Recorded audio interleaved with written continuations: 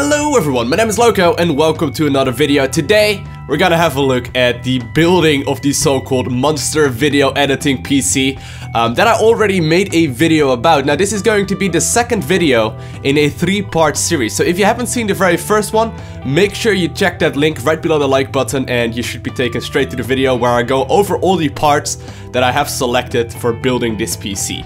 Now, this is going to be not so much a build guide, but mostly me just rambling about the footage that I shot while actually assembling the new computer. Hopefully it will provide you at least a little bit of information about how it went down. Now, first off, what you're watching right now is me taking apart my old computer, because I'm gonna be using a couple of parts from my old PC in the new one. So I'm gonna be taking out the graphics card, as you could see earlier right there, and I also took out the SSD as well as the HDD, the hard drive disk, just because it's going to give me a little bit more benefit as discussed in the very first video. So yeah, this is going to be mostly just a time lapse of me assembling everything. That you can see the graphics cards as well as the SSD as well as the hard drive right there. So then all the packages came in and it was like pretty much Christmas morning for me. I was so happy when I was unboxing all of this. Obviously, you know, whenever you get one new piece of tech, it already feels awesome. But when you get like a shipment full of it, I was actually got 3 boxes right there, as you can see. I was really surprised with how much stuff it really was, and obviously it was pretty damn awesome to unbox, being the nerd that I am. Now, in total, this build took me about, I think it was like 4 or 5 hours, which was mostly due to the CPU cooler that we will go over in a little bit. You can actually see it getting dark during the assembling of this video. And also keep in mind that was mostly because I had to like get my SD card out of the camera and back all the video files up and move the camera around and that sort of stuff. So it was kind of a hassle that way as well. I think in general, this build would have taken me about 2-3 hours if it wasn't for that thing. Now here we go, I'm just disassembling pretty much everything that that the case came with. I'm gonna be replacing the back fan with the Corsair AF140mm fan, so here's me taking that off. Already took down both of the side panels as well as the front and top panel of this case. This case does allow very clean cable management, but it's a little bit of a hassle to build, just because, you know, because of the cable management, everything is at the back and the power supply unit is kind of hard to access, and I'm just trying to take everything down to the very bare minimum of the case so I can actually assemble everything easily. So there we go. The 140mm fan right there is installed, and now it's time to get into the actual meat of the actual system. So there we go. That is the MSI motherboard that I'm using for this build. It has 8 RAM slots right there, as well as the X99 chipset. And here is where I'm gonna be installing the actual beast of a CPU.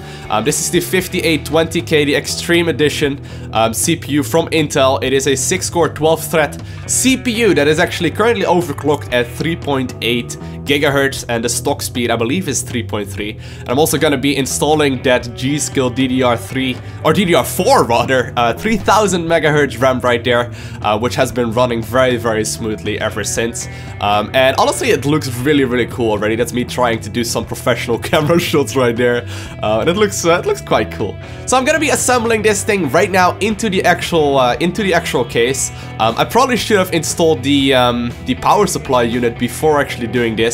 But I sort of forgot about how it would be kind of a hassle, and I decided to go with the motherboard first right here. Now the motherboard was a bit of a hassle to get in, but once it was in, it was kind of easy. I would just assemble all these screws right there, and as you can see, it gives you a really nice black, white, and red finish so far, with a couple of red highlights in there, but mostly just black and white.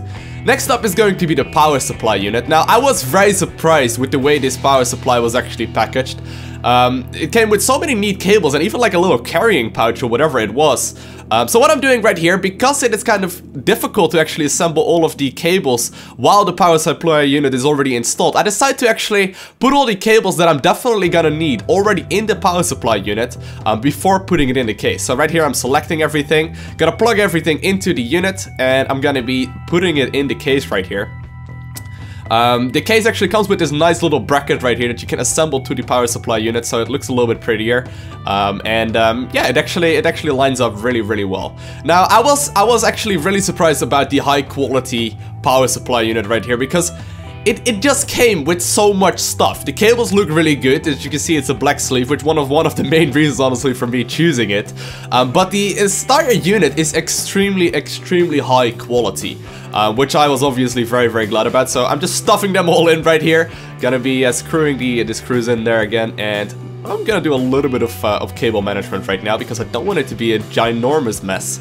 So I decided to assemble a couple of the cables. I believe there was the 24 pin as well as the 8 pin for the CPU right there that I just plugged in right there. Actually had to move the CPU fan or the CPU cable a little bit later again, but was no big deal, Next up, I'm also gonna be assembling the little tiny cables that come with the case, such as the USB and the audio and the USB 3 and the front headers and all that sort of stuff.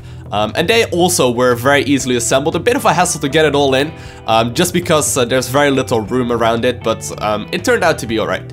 Next up is going to be the bane of my existence. It's installing the actual water cooler right here. Now, my original plan was to assemble the fans at the bottom, but I found out very quickly that the screws were not long enough for that. So I figured, alright, I will swap it around. I will make sure the fans are at the very top right here. Now, this was kind of a hassle because the motherboard cooler that you can see right there at the top, like the little heatsink or whatever it is, really gave me very little room to get this CPU cooler in. So what I was trying to do here was get these screws through the top of the chassis, through the fan, into the radiator with very little room to actually play around. I think this took me at least an hour to get all installed. But once it was installed, I was very happy with the look because, as you can see, it looks extremely clean. But honestly, there was definitely some frustration involved right there because it was really annoying. Now here's me just cleaning off the cap right there. Also put a little elastic band right there around the coffer of the CPU cooler, as you could see, if you managed to catch that right there. And here's me assembling the actual pump on top of the actual processing unit right here. Next up were all the SSD drives and the hard drives as well. So here's me assembling it upside down, having to re-screw it again. The usual shenanigans when you're building a computer. I finally managed to tie it all down, and I find out that the SATA cables that I installed can't really work like that. So I had to take those all out again and actually go with the straight edge one. Worked out fine right there. And next up is the actual hard drive disks. So this is one of the old hard drives and one of the new ones as well.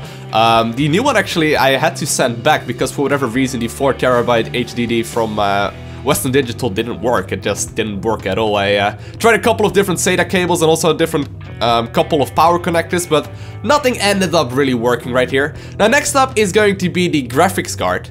Now the graphics card I had a little bit of trouble with because I noticed it was hanging a little bit and I wasn't completely sure if that was just simply the weight of the card or because I assembled something wrong. So you can see me taking it in and taking it out a couple of times here just to make sure that everything is alright, and I found out that it was actually straight in. I found out online as well that it apparently is normal with some cards.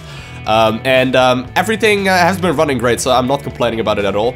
Next up, it was time for the very last bit of this actual build. Was doing a couple of things of cable management and basically stuffing the side panel back on.